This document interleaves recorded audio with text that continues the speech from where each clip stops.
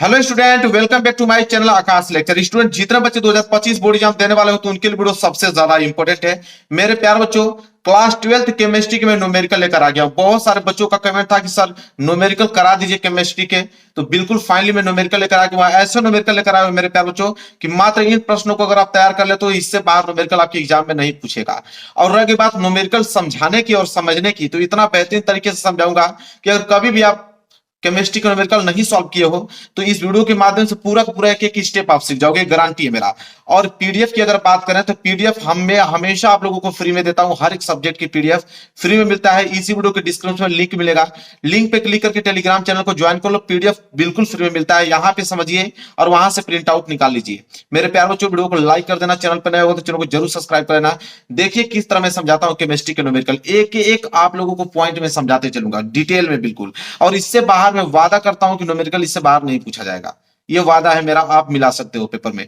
5 साल के previous year के पेपर को मैंने यहाँ पे एनालिसिस करके इन क्वेश्चनों को बनाया है, तो बिल्कुल घबराने वाली बात नहीं है। इस बार टारगेट ही मेरा 95% है और सारे बच्चों का आएगा। तो दिल से लाइक कर देना, दिल से सपोर्ट करना। बहुत मेहनत कर रहा हूं मैं आप लोगों के लिए। और पहला प्रश्न स्टार्ट करता हूं बिना समय गवाए। देखिए पहला प्रश्न क्या है, पहले न्यूमेरिकल करने का तरीका क्या होता है मैं आप लोगों को बताता हूं। सबसे पहले आप क्वेश्चन को पढ़िए। सबसे पहले आप एक बार क्वेश्चन को पढ़िए कि 7.45 ग्राम पोटेशियम क्लोराइड को 200 ml जल में घोला जाता है, तो विलयन की मोलरता ज्ञात कीजिए। मोलरता ज्ञात करने के लिए बोला है। यहां पे देख रहे हो पोटेशियम का दिया हुआ है 39 और यहां पे क्लोरीन का दिया हुआ है 35.5। ठीक है। अब देखिए मेरे प्यारे बच्चों, कैसे हम लोग इसको डिटेल में कैसे सॉल्व करते हैं। अब यहां से मोलरता ज्ञात करना। पहली बात तो मोलरता का सूत्र आपको मालूम होना चाहिए। देखिए क्वेश्चन जब भी आप न्यूमेरिकल सॉल्व कर रहे हो ना, न्यूमेरिकल सॉल्व करने का तरीका यही होता है कि सबसे पहले जो वैल्यू दिया है उसको आप नोट कीजिए। जो वैल्यू दिया उसको आप जब नोट कर लोगे तो आपको पूरा का पूरा मालूम चल जाएगा कौन सा फॉर्मूला यूज करना है। जैसे देखिए इसमें बोला कि 7.45 ग्राम पोटेशियम क्लोराइड को 200 ml जल में घोला जाता है। तो पोटेशियम क्लोराइड को घोला जाता है मेरे प्यार, तो जिसे घोला जाता है उसे हम लोग बोलते हैं विले। जिसे घोलते हैं उसे हम बोलते हैं विले, और जिसमें घोला जाता है उसे बोलते हैं विलायक। ये बात आप लोग भी जानते हो।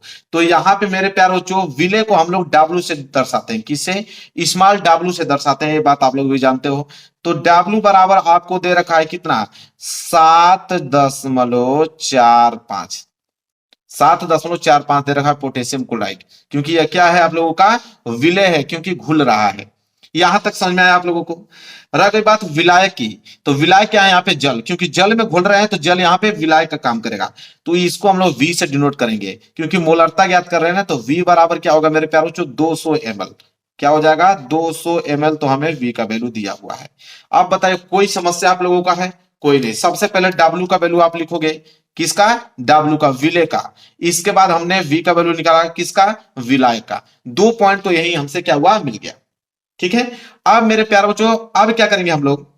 हमें जरूरत पड़ेगी अणु भार की। किसकी जरूरत पड़ेगी? अणु भार की। तो हम लोग सबसे पहले पोटेशियम क्लोराइड जो है, पोटेशियम क्लोराइड का हम लोग निकालेंगे अणु भार। तो यहां से अगर हम कहूं कि KCl, ये होता है पोटेशियम क्लोराइड। अगर पोटेशियम क्लोराइड का हम अणु भार निकालें, तो अणु भार निकालना आप लोग भी जानते हो, बिना अणु भार का कुछ होने वाला नहीं है। तो यहाँ पे अणु भार निकालेंगे हम लोग। तो अणु भार को हम लोग किससे दर्शाते हैं मेरे प्यारे बच्चों? एम से। किससे दर्शाते हैं? एम से दर्शाते हैं अणु भार को। तो अणु भार कैसे निकलेगा? तो यहाँ पे अणु भार अगर मैं पोटेशियम क्लोराइड को निकालूंगा तो यहाँ पहले लिखूंगा पोटेशियम, तो पोटेशियम प्लस क्लोरीन का। तो पोटेशियम पे कितना होता है मेरे प्यारे बच्चों? देखिए दिया है कितना? 39। और प्लस क्लोरीन का कितना होता है? दिया है आपको 35.5। कुछ भी घबराने की जरूरत नहीं, सब कुछ दे रखा है मेरे प्यारे बच्चों। तो 39 प्लस 35.5 जोड़ो तो कितना हो जाएगा? तो ये हो जाएगा मेरे प्यारे बच्चों 74.5। क्या हो जाएगा? 74.5। यहां तक समझ में आया सारे बच्चों को? देखिए कितना सिंपल है, बस आप लोगों को समझते चलना। बिल्कुल डिटेल में समझा दूंगा। यहां से अणु भार आपने एम का वैल्यू निकाल दिया, कोई डाउट आप लोगों को नहीं। अब मेरे प्यारे बच्चों आपको निकालना है मोलरता। बस मोलरता का फार्मूला रखिए, आंसर आपके पास होगा। तो यहाँ पे निकालेंगे हम लोग मोलरता। तो यहाँ लिख देता हूं डिटेल में, एक एक वर्ड में आपको समझाते चलूंगा, किसी भी बच्चों को परेशानी नहीं होगा, ये दावा है मेरा। मोलारता को मेरे प्यारे बच्चों कैपिटल एम से डिनोट करते हैं। किससे? कैपिटल एम से। तो मोलारता बराबर फार्मूला मेरे प्यारे बच्चों होता है कि W गुणे 1000, तो W गुणे 1000 बटे में M, मतलब अणु भार गुणे v का वैल्यू, और v आपका किस में होना चाहिए, ml में होना चाहिए मेरे प्यारे बच्चों, किस में, ml में है, तभी हमने 1000 का गुणा किया हुआ है ऊपर। यही फार्मूला मेरे प्यारे बच्चों होता है मोलरता का। यहाँ पे कोष्टक बना लो और दिमाग में फिट कर लेना, यह फार्मूला आपको याद होना ही चाहिए। बस अब वैल्यू रखिए, कुछ करने की जरूरत नहीं है, वैल्यू सब कुछ हमको मालूम है।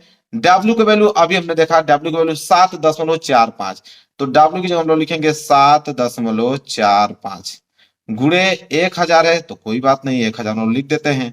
और बटे में मेरे प्यारे बच्चों क्या है, M का वैल्यू, M का वैल्यू अभी हमने देखा और बार कितना निकला, 74.5, तो यहाँ पे लिखेंगे 74.5 और गुणे V का वैल्यू ml में, तो V का वैल्यू कितना है 200 ml, तो V का वैल्यू लिखेंगे 200। अब बस घटाना है, घटा दीजिए, आंसर आपके हाथ में होगा। कैसे, देखिए, तो 2 जीरो से ये 2 जीरो कैंसिल हो गया, कोई डाउट आप लोगों को यहां तक नहीं। इसके बाद आप देखिए करोगे क्या, ये आप देखिए 10 का जब गुणा करोगे, यहाँ पे देखिए 7.45 का गुणा जब 10 में करोगे तो यह दशमलव उठकर कहा जाएगा यहाँ पे, तो ये हो जाएगा आप लोगों का 74.5 हो जाएगा, ऊपर वाला होगा कि नहीं, बिल्कुल।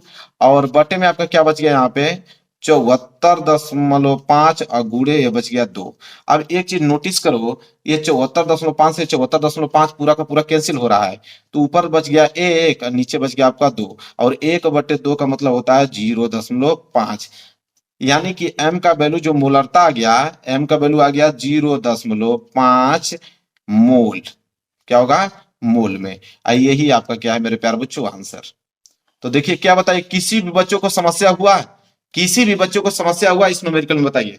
एक एक वर्ड मैंने आप लोगों को बता दिया, कोई कमजोर से कमजोर विद्यार्थी भी रहेगा ना, उसको बिल्कुल डिटेल में समझ में आ जाएगा कि हाँ भाई न्यूमेरिकल कैसे सॉल्व किया जाता है। बिल्कुल आसान तरीके से मैंने पहला न्यूमेरिकल आप लोगों को समझाया, बिल्कुल डिटेल में समझ में आ गया होगा मेरे प्यारे बच्चों। वीडियो को लाइक जरूर कर देना मेरे प्यारे बच्चों। अब चैनल पर नया होगा तो चैनल को जरूर सब्सक्राइब कर लेना। चलिए, पहला हो गया ना, दूसरा देखते हैं। चलिए मेरे प्यारों को देखिए दूसरा प्रश्न, वेरी वेरी मोस्ट इंपोर्टेंट। वादा करता हूं मेरे प्यारों को इससे बाहर न्यूमेरिकल नहीं पूछा जाएगा, बस आप अच्छे तरीके से तैयार कर लो, जितना न्यूमेरिकल कराऊंगा ना पूरा तैयार कर लेना, इससे बाहर नहीं आपके एग्जाम में आएगा। यह प्रश्न देखिए वेरी वेरी मोस्ट इंपोर्टेंट है। कह रहा है कि भारानुसार 20% कास्टिक सोडा विलयन की मोललता ज्ञात कीजिए। अभी हमने मोलरता देखा, यह आपका मोललता, ठीक है। तो कह रहा है कि 20% कास्टिक सोडा विलयन की मोललता ज्ञात कीजिए मेरे प्यारे बच्चों। कास्टिक सोडा मतलब होता है मेरे प्यारे बच्चों सोडियम हाइड्रोक्साइड, कास्टिक सोडा का मतलब होता है NaOH, सोडियम हाइड्रोक्साइड की बात कर रहा है यहाँ पे, ठीक है। अब ध्यान दीजिए, कह रहा है यहाँ पे कि 20% वाला दिया है। अब मेरे प्यारे बच्चों मान लीजिए मैं जार ले लेता हूं, ठीक है, ये बाल्टी है, ठीक है, इसमें ध्यान से समझने का प्रयास कीजिएगा।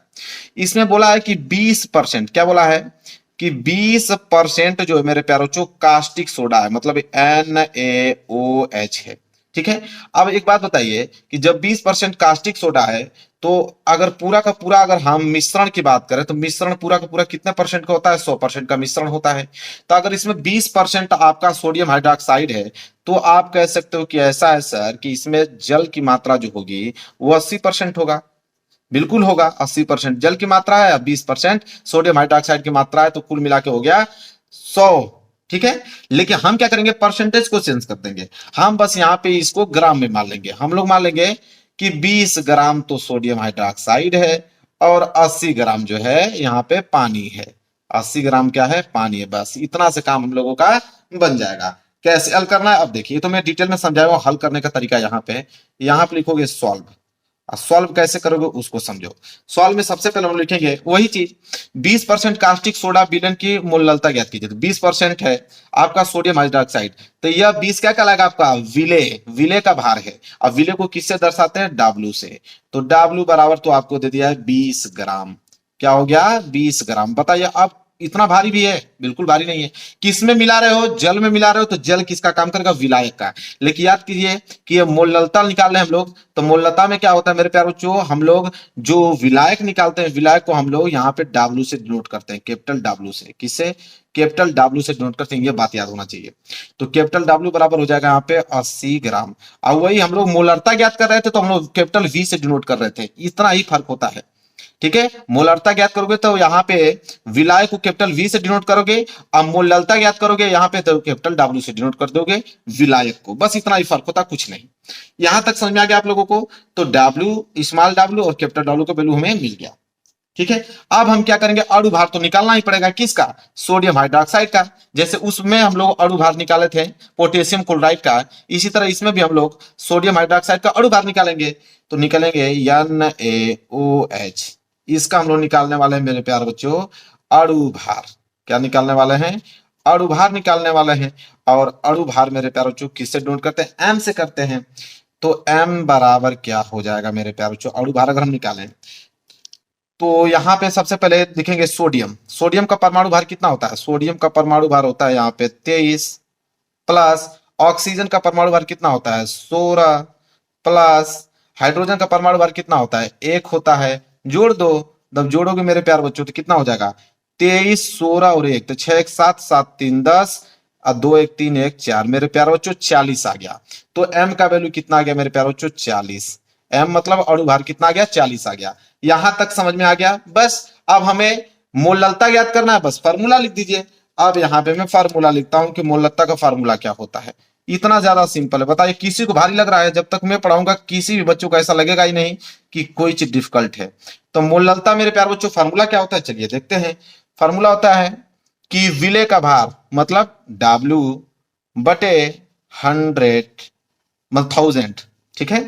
W बटे 1000 बटे में हम लोग लिखेंगे M। M मतलब मेरे प्यार बच्चों अणु भार, और गुणे में W, कैपिटल W, ठीक है। कैपिटल W मतलब विलेय, विलायक। और ये किस में होना चाहिए मेरे प्यार बच्चों, तो ग्राम में, ठीक है। यहां तक समझ में आ गया आप लोगों को। अब कुछ करने की जरूरत नहीं है, अब बस फार्मूला में रखिए वैल्यू। अब बताइए इतना आसान है।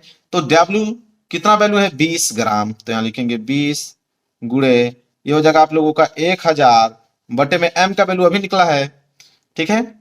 M का वैल्यू यहाँ पे कितना निकला अणु भार 40, M की जगह हम लोग लिखेंगे 40 गुणे कैपिटल W का वैल्यू 80, तो यहाँ लिखोगे 80। अब सिर्फ आपको क्या करना है, कटाना है। चलिए घटाते हैं मिलकर, मिलकर कटाएंगे। तो यहाँ पे ध्यान से देखिए कि 1 0 1 0 मतलब 2 0 से यह 2 0 क्या हो गया, कैंसिल हो गया, कैंसिल हो गया मेरे प्यार बच्चों। अब देखिए ध्यान से, अब क्या कर सकते हैं हम लोग, 4 से घटा दीजिए, 4 5 20, 5 बार में कट गया। अब मेरे प्यार बच्चों कोई कट रहा है, बिल्कुल कटेगा। 2 से घटाइए, 2 चौको 8 और 2 से घटाओगे तो 2 5 10। अब मेरे प्यार बच्चों बचा क्या, ऊपर बच गया आपका 5 गुणे 5 और नीचे बच गया आपका 4 बच गया। तो मेरे प्यार बच्चों 5 में 5 का गुणा करोगे तो 5 5 25 और नीचे बच गया 4। तो 25 बटे 4 का मतलब होता है मेरे प्यारे बच्चों 6.25, और 6.25 किसका आया है, M का वैल्यू, कैपिटल M मोलता का वैल्यू आया है। और किस में रहेगा, मोल में रहेगा। किस में, इसका मात्रक मोल में। क्या यही आंसर है, बिल्कुल यही आंसर है। ये हो गया मेरे प्यारे बच्चों आंसर। अब बताओ किसी को भी समस्या हुआ इसमें, कभी नहीं होगा। और यही प्रश्न आपके एग्जाम में आने वाले हैं। इसी तरह कर क्या होगी, केमिस्ट्री के सारे नो मिलकर कर दोगे, पूरा का पूरा 95% मार्क्स आप लोगों का बिल्कुल मेरे प्यारे बच्चों पक्का है। एक भी पॉइंट छोड़ने वाला नहीं हूं। वीडियो को लाइक करते रहना, चैनल पर नए हो तो चैनल को जरूर सब्सक्राइब कर लेना। चलो आगे बढ़ते हैं। तीसरा प्रश्न, उसको भी अच्छे तरीके से हम लोग समझने वाले हैं। चलिए मेरे प्यारे बच्चों तीसरा प्रश्न देखिए। तीसरा प्रश्न वेरी वेरी मोस्ट इंपोर्टेंट मेरे प्यारे बच्चों, मार्क लगा लो आप।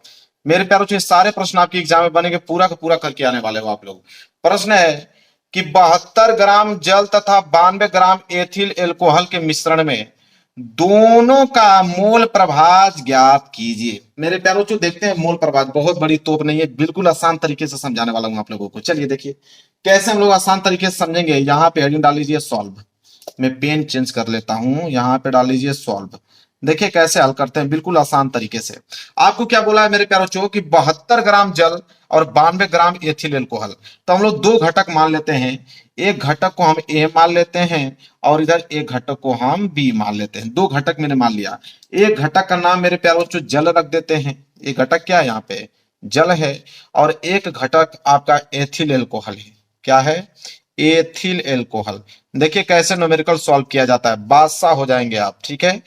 कोई भी न्यूमेरिकल आ जाएगा केमिस्ट्री का मेरे प्यारों, जितना पढ़ा दूंगा अगर आपने सही तरीके से उसको सीख लिया, कोई भी न्यूमेरिकल आ जाएगा दुनिया का केमिस्ट्री का तुरंत कर दोगे, इतना कॉन्फिडेंस आ जाएगा आप लोगों को। तो जल और एक हो गया एथिल एल्कोहल। सूत्र ही लिख देता हूं, अच्छा पड़ेगा। जल का सूत्र क्या होता है मेरे प्यारों बच्चों, H2O। इस तरह लिख दोगे एग्जामिनर और खुश हो जाएगा। एथिल एल्कोहल का सूत्र क्या होता है, तो C2H5OH ये होता है एथिल अल्कोहल का सूत्र। ठीक है, अब ध्यान से देखिए एक चीज, तो यहां पे जल का अगर हम विलेय का भार देखें तो विलेय का भार 72 ग्राम जल दिया है, मतलब विलेय का भार मतलब W का वैल्यू हमको तो ऑलरेडी दे रखा है 72 ग्राम, तो 72 ग्राम तो यहाँ पे हो गया W का वैल्यू। इसी तरह अगर यहां पे बात करें, इसमें भी W का वैल्यू दिया हुआ है एथिल अल्कोहल का 92 ग्राम, तो यहाँ विलेय का भार दिया है 92 ग्राम, तो यहां लिख देंगे 92 ग्राम, कोई दिक्कत नहीं। यहां तक हो गया। अणु भार तो भाई हमको निकालना ही पड़ेगा, अणु भार मतलब m का वैल्यू निकालना ही पड़ेगा, तो m का वैल्यू निकाल दीजिए। जल का अणु भार निकालिए, तो जल का अणु भार जब आप निकालोगे तो हाइड्रोजन 2 है, तो यहां पे लिखिए 2 गुणे हाइड्रोजन का कितना होता है 1 प्लस ऑक्सीजन का कितना होता है 16, तो यहाँ 16 लिख दीजिए। तो m बराबर क्या हो जाएगा 2 एकम 2 और 16 2 18, लीजिए भाई यहाँ पे अणु भार आ गया 18। इसी तरह इसका अणु भार निकाल दीजिए एथिल अल्कोहल का, तो यहाँ m बराबर क्या हो जाएगा, कार्बन 2 है तो यहाँ लिखिए 2 गुणे कार्बन की कितना होता है जी 12, तो यहाँ 12 गुणा कर दीजिए, प्लस हाइड्रोजन 5 है तो 5 गुणे हाइड्रोजन की कितना होता है, तो हाइड्रोजन का 1 होता है मेरे प्यारे बच्चों, तो 1 लिख दो, फिर बीच में प्लस लिखो। ऑक्सीजन तो एक ही भाई, तो ऑक्सीजन का कितना होता है 16, तो ऑक्सीजन का 16 प्लस फिर हाइड्रोजन आ गया, तो हाइड्रोजन कितना होता है 1, तो फिर हाइड्रोजन का लिख दोगे 1। तो यहाँ m बराबर क्या हो जाएगा, गुणा कर लो, तो 12 दूनी के 24 प्लस 5 एकम 5 प्लस 16 एक कितना हो जाएगा मेरे प्यारे बच्चों, तो 16 एक कितना हो जाएगा 17, 16 एक 17, कोई बात नहीं 17 लिख दो। m बराबर कितना हो जाएगा जोड़ लो, तो 7 5 12 और 12 और 4 कितना हो जाएगा 16 और 2 1 3 3 1 4 कितना हो गया मेरे प्यारे बच्चों 46। इसका अणु भार कितना आ गया 46, इसका अणु भार 46, इसका अणु भार 18। हमें ज्ञात करना है मोल प्रभाज। एक बात याद रख लेना मेरे प्यारे बच्चों, मोल प्रभाज जब भी ज्ञात करने वाले हो तो उसमें मोलों की संख्या आपको चाहिए, मोलों की संख्या, इसका मोलों की संख्या अलग निकालोगे, इसका मोलों की संख्या अलग निकालोगे, ठीक है। तो इसमें मोलों की संख्या निकालने का सूत्र क्या होता है, n बराबर W बटे के m, यह होता है मोलों की संख्या ज्ञात करने। तो मोलों की संख्या चलिए जल का ज्ञात कर लेते हैं, तो यहां हो जाएगा आपका n बराबर W का वैल्यू कितना है 72, यहाँ लिखोगे 72, अब बटे m अणु भार कितना है 18, अब जब भाग दोगे तो 18 चौक 72, तो n बराबर कितना आ गया 4, ठीक है, n बराबर 4 आ गया। तो यहाँ n a लिख दीजिए, क्योंकि यहाँ पे घटक आपने a माना है ना, तो यहाँ इस तरह आपको समझ में आसान होगा कि n a घटक का जो मेरे प्यारे बच्चों मोलों की संख्या है वो कितना आ गया 4 आ गया। इसी तरह यहाँ पे मोलों की संख्या ज्ञात करोगे तो यहाँ पे आपका NB निकालोगे, क्योंकि B घटक है, तो NB बराबर क्या, फार्मूला वही होगा W बटे M, कोई दिक्कत नहीं मेरे प्यारे बच्चों। यहां से हो जाएगा NB बराबर W का वैल्यू कितना है जी 92 ग्राम और बटे M का वैल्यू कितना है 46, और आपको मालूम है कि 46 दूनी की कितना होता है 92, तो NB बराबर कितना आ जाएगा मेरे प्यारे बच्चों 2, यहाँ पे भी कितना आ गया 2 आ गया। तो मोलों की संख्या इसमें भी 2 आ गया, मोलों की संख्या इसका भी कितना आ गया, इसका 4 आया है, इसका 4 आया है और इसका कितना आ गया है 2 आया है। अब यहां तक सब कुछ हो गया ना, अब मेरे पास जो मोल प्रभाज ज्ञात करने को बोला है, तो अलग अलग मोल प्रभाज ज्ञात करेंगे। मोल प्रभाज का सूत्र क्या होता है मेरे प्यारे बच्चों, दोनों के लिए अलग अलग सूत्र लगेंगे मोल प्रभाज का। कौन सा, देखिए सूत्र एक ही होता है, बस ए बी का फर्क होता है। तो देखिए यहाँ मोल प्रभाज का सूत्र होगा, इसको हम लोग किससे डिनोट करते, इसको बोलते हैं मेरे प्यारे बच्चों काई, तो काई ए बराबर होगा एन ए और बटे में N A plus N B, ठीक है, यह फार्मूला होता है मेरे प्यारे बच्चों। यह फार्मूला हो गया निकालने के लिए मूल प्रभाज, ठीक है, ये तो ए का निकालने को हो गया। इसी तरह बी घटक का निकालना होगा तो वही फार्मूला लगाएंगे कि एक्स बी बराबर मतलब काई बी बराबर एन बी और बटे में N A plus N B. कुछ करने की जरूरत नहीं, बस यहाँ बी निकालो तो बी लिखना है, यहाँ ए निकालो तो ए लिखना है, बस, और कुछ होता ही नहीं है। यहाँ तक कोष्टक में घेर दिया हमने, अब लिखिए वैल्यू और ले जाइए आंसर। तो यहाँ पे मेरे प्यारे बच्चों क्या हो जाएगा एन ए, ठीक है, एन ए का वैल्यू कितना है 4 और बटे में फिर एन ए का वैल्यू 4 और प्लस एन बी का वैल्यू कितना है 2, तो यहाँ लिख दोगे 2, ठीक है। तो ये हो जाएगा आपका 4 बटे 4 और 2 6, जब इसे कटाओगे तो 2 दूनी की 4 2 तिहाई 6, तो 2 दूनी की 4 2 तिहाई 6, 2 बटे 3 आ जाएगा, और 2 बटे 3 का मतलब 0.66, बस हो गया। इसी तरह इसको निकाल दो तो यह हो जाएगा एनबी का वैल्यू कितना है 2 अब बटे एन ए का वैल्यू 4 और प्लस एनबी का वैल्यू 2, तो हो जाएगा 2/4 2 6। इसको घटाओगे तो हो जाएगा 2 एकम 2 और 2 तिहाई 6, 1/3 और 1/3 का मतलब 0.33। क्या यही आंसर है जी? बिल्कुल यही आंसर है। यह आंसर इसका हो गया, यह आंसर इसका हो गया। लो भाई पूरा डिटेल में समझा दिया, कोई एक वर्ड भी नहीं मैंने छोड़ा। समझ में आ गया कि नहीं आप लोगों को? ये बताइए, किसी भी बच्चे को परेशानी होगा ही नहीं, इतना डिटेल में मैं समझा रहा हूँ। समझ में आ गया आप लोगों को? चलिए मेरे प्यारे वीडियो को लाइक जरूर करते रहना आप लोग। चलिए तीसरा प्रश्न भी हमने अच्छे तरीके से समझा दिया आप लोगों को। अगला प्रश्न की तरफ बढ़ेंगे, प्रश्न नंबर 4 की तरफ। चलिए मेरे प्यारों चो क्वेश्चन नंबर 4 देखिए। क्वेश्चन नंबर 4 में मेरे प्यारों चो ट्रिपल स्टार बना लो और आज से ही इस बात को आप एकदम ठान लो कि प्रश्न आपके एग्जाम में 100% बनने वाला है। इतना ज्यादा इंपॉर्टेंट है। जो मैं आपको बोल दिया वो बोल दिया, उसको आप मान लो। अगर मैं कह दिया प्रश्न बनने वाले हैं तो बनेंगे 100%। प्रश्न यह है कि ग्लूकोज के 12 ग्राम को 100 ग्राम जल में घोला गया है और इस विलयन का क्वथनांक जो है वह 100.34 डिग्री सेल्सियस है। तो जल के मोलल उन्नयन स्थिरांक की गणना कीजिए। वेरी वेरी मोस्ट इंपोर्टेंट है ये क्वेश्चन, बहुत ही ज्यादा इंपोर्टेंट मेरे प्यार बच्चों है। बिल्कुल आसान तरीके से समझाऊंगा इसको भी। सबसे पहले आप यहाँ पे लिखोगे सॉल्व। क्या लिखोगे? सॉल्व। उसी तरह जितना अच्छे तरीके से समझाते आया हूं इसको भी समझाने का प्रयास करूंगा। अब मेरे प्यारों चुका है कि ग्लूकोज के 12 ग्राम को 100 ग्राम जल में घोला जाता है। तो ग्लूकोज को घोला जाता है ना, तो ये तो विलेय का भार हो गया। और विलेय के भार को भी मैंने बताया आप लोगों को कि W से दर्शाते हैं। तो W बराबर, तो एक वैल्यू आपको तुरंत मिल गया कि 12 ग्राम। तो W का वैल्यू 12 ग्राम मिल गया, उसको लिख लो तुरंत कि 12 ग्राम हो गया। सबसे सिंपल तरीका यही होता है। फिर बोला है कि 100 ग्राम जल में घोला जाता है, तो जिसमें घोला जाता है उसे हम लोग तो विलायक। तो विलायक को हम लोग दर्शाते हैं यहाँ पे कैपिटल W से, ये भी बात आपको मालूम है। तो कैपिटल W बराबर मेरे प्यार बच्चों क्या हो जाएगा? 100 ग्राम। तो 100 ग्राम आपने लिख लिया। दो वैल्यू तो ऑटोमेटिक आपको मालूम चल गया एक ही लाइन पढ़ने पे। इसके बाद बोला है कि इस विलयन का क्वथनांक 100.34 डिग्री सेल्सियस है। अब देखिए ये क्वथनांक जो है 100.34 डिग्री सेल्सियस जो है मेरे प्यारे बच्चों, तो यहाँ पे हम लोग निकालेंगे सबसे पहले कि क्वथनांक में वृद्धि कितना हुआ है। क्योंकि आपको मालूम है कि एक चीज मैं आपको बता दूं, क्वथनांक में वृद्धि क्यों इसलिए बोल रहा हूं, क्योंकि आपको मालूम है कि जल का जो क्वथनांक होता है, यहां मैं लिखता हूं जल का क्वथनांक। तो एक बात आप नोट कर लेना कि जल का जो क्वथनांक होता है मेरे प्यारे बच्चों, वो होता है 100 डिग्री सेल्सियस। क्योंकि 100 डिग्री सेल्सियस तापमान पे पानी खौलने लगता है, ये बात आपको भी मालूम है। ठीक है, तो जल का क्वथनांक 100 डिग्री सेल्सियस हो गया। तो अब हम देखेंगे 100 डिग्री सेल्सियस से कितना ज्यादा है, तो उसे बोलते हैं क्वथनांक में वृद्धि। तो क्वथनांक में वृद्धि मेरे प्यारे बच्चों हम लोग यहां निकालते हैं डेल्टा टीबी से। डेल्टा टीबी से डिनोट करते हैं। तो डेल्टा टीबी बराबर मतलब होता है क्वथनांक में वृद्धि। तो क्वथनांक में वृद्धि अगर हमको निकालना है तो कितना वृद्धि हुआ भाई? तो यहाँ पे दिया है कि 100.34 डिग्री सेल्सियस में से हम लोग यहाँ पे 100 डिग्री सेल्सियस घटा देंगे, हमें मालूम चल जाएगा कि क्वथनांक में वृद्धि कितना हुआ है। तो डेल्टा टीबी बराबर जो है वो कितना गया, यहाँ से घटाओगे तो आ जाएगा आपका 34। क्या आ जाएगा?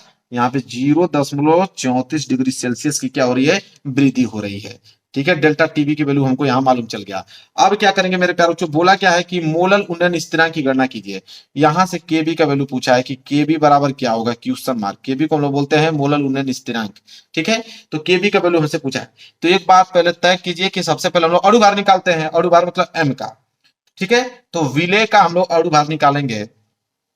तो m का अगर हम अणु भार निकालूं तो m बराबर क्या होगा? अणु भार यहाँ पे क्या है? विलेय। विलेय तो हमारे पास ग्लूकोज है, तो ग्लूकोज का पहले सूत्र लिखो। ग्लूकोज का सूत्र क्या होता है? C6H12, इसके बाद O6। यह फार्मूला होता है ग्लूकोज का। तो ग्लूकोज का अणु भार निकालो। तो ग्लूकोज का अणु भार कैसे निकलेगा? देखिए कैसे निकलेगा मेरे प्यारे बच्चों। कार्बन यहाँ पे 6 है, तो 6 गुणे कार्बन कितना होता है? 12, प्लस हाइड्रोजन यहाँ 12 है, तो 12 गुणे हाइड्रोजन कितना होता है? 1 होता है, प्लस ऑक्सीजन 6, तो 6 गुणे ऑक्सीजन के कितना होता है? 16 होता है। अब यहां से गुणा कर लो। गुणा करोगे मेरे प्यारे बच्चों तो 12 6 72, प्लस 12 एकम 12, अब प्लस 16 6 के 96।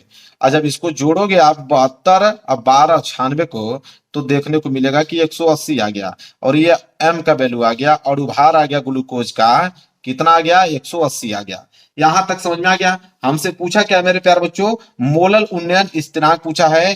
केबी बराबर क्वेश्चन मार्क हमसे पूछा है। अब मेरे प्यारे बच्चों सबको मालूम होना इस बात को चाहिए कि यहाँ पे क्वथनांक का जो उन्नयन होता है एक फार्मूला चलता है। ठीक है, यहां मैं लिख देता हूं, एक एक पॉइंट लिखूंगा। कोई लड़के का एक भी पॉइंट छूटेगा नहीं। क्वथनांक में जो उन्नयन होता है मेरे प्यारे बच्चों, वो फार्मूला आप अपने दिमाग में छाप लेना। क्वथनांक में उन्नयन बराबर फार्मूला होता है डेल्टा टीबी बराबर मेरे प्यारे बच्चों कि 1000 गुणे के बी गुणे डब्ल्यू और बटे में होता है एम गुणे कैपिटल डब्ल्यू, वो भी किसमें, ग्राम में मेरे प्यारे बच्चों। ठीक है, यह फार्मूला होता है। इस फार्मूले को अपने दिमाग में 1 2 3 बार लिख लो, क्योंकि ये न्यूमेरिकल बनेंगे आपके एग्जाम में। ठीक है, यह फार्मूला होता है। लेकिन हमसे फार्मूले लिख लिया हमने पूछा केबी का वैल्यू, तो यहाँ केबी का वैल्यू निकालना है। तो देखिए फार्मूला कैसे होगा, अगर केबी निकालूं तो केबी बराबर क्या होगा, ऊपर वाला वैल्यू क्या होगा, ऊपर वैल्यू वाला वैल्यू मेरे प्यारे बच्चों, यहाँ पे काम करेंगे कि जब केबी हम लोग यहाँ से निकालते हैं, इसका गुणा इसमें होगा, इसका गुणा इसमें होगा, तो ये हो जाएगा मेरे प्यार बच्चों डेल्टा टीबी गुणे एम और गुणे में डब्ल्यू, होगा कि नहीं। और बटे में क्या हो जाएगा, ये वाला नीचे आ जाएगा, मतलब 1000 और गुणे में के भी तो निकल गया, बचा सिर्फ क्या, डब्ल्यू बचा।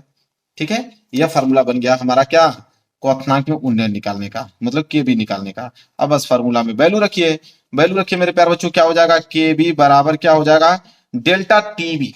और डेल्टा टीबी का वैल्यू अभी आपने देखा कितना आया था, मैं दिखा देता हूं।